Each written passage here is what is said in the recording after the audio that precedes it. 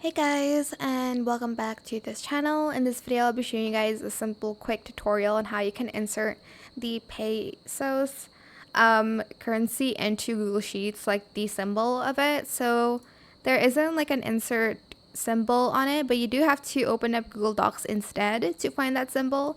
Go to insert, go to special characters, and type in peso, whatever you call it.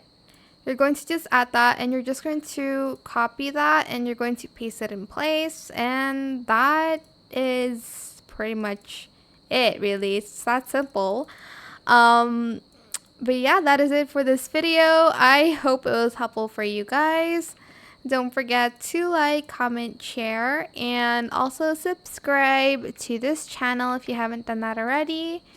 If you have any more questions about this video, just leave it in the comment section down below. I will try my best to answer them all for you guys. And if you found this video helpful, please click the thanks button as well. That is it. Thank you so much for watching. Bye.